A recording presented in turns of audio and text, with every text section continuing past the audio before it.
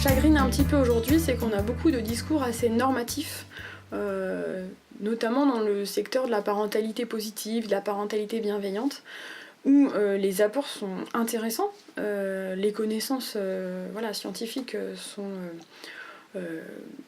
intéressantes à connaître, mais l'application concrète peut être proposée de manière assez dogmatique, assez normative, et finalement c'est très difficile de s'élever contre. Enfin, la parentalité bienveillante, si on dit moi je suis pas pour, alors on dit quoi? Qu'on est un parent malveillant?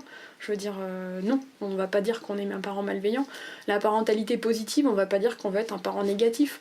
Donc, dans la formulation même, c'est assez difficile de pas se sentir un peu obligé d'adhérer. Et je crois que ça met de côté la dimension inconsciente de ce qui se passe dans une famille.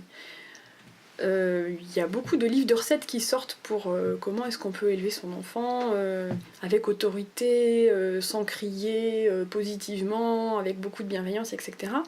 Dans le fond, je suis tout à fait d'accord que les enfants bénéficient d'un parent relativement serein. Mais ils bénéficient encore plus d'un parent relativement confiant dans le fait que ce qu'il fait, c'est peut-être pas parfait, mais c'est peut-être pas trop mal non plus.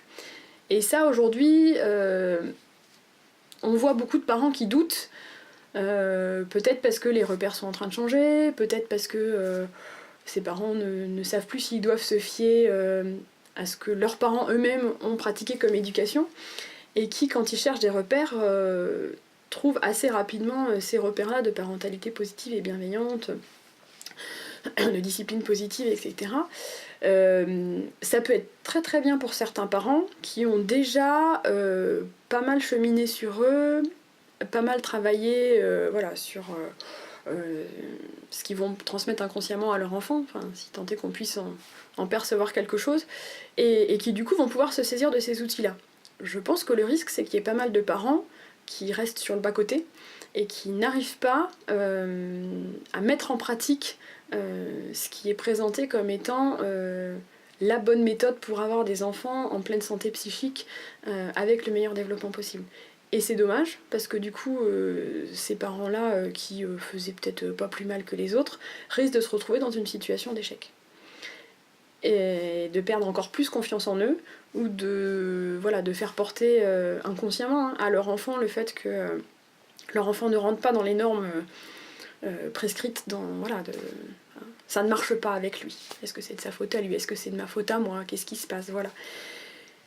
Donc ça me paraît un petit peu... je crois qu'il faut être attentif en tout cas à ce qui se passe en ce moment autour de cette proposition d'une parentalité non violente, avec des méthodes de communication qui peuvent hein, c'est pas systématique, mais qui peuvent éloigner certains parents de leur spontanéité, de leur savoir-être.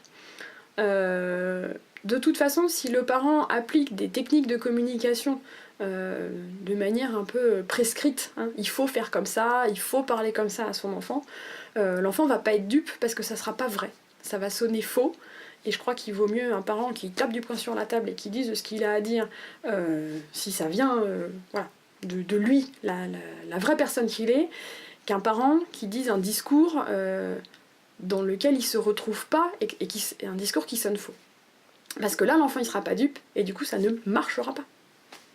Ce que Françoise Zolto disait, c'est que les enfants ils avaient besoin qu'on leur parle, mais qu'on leur parle vrai.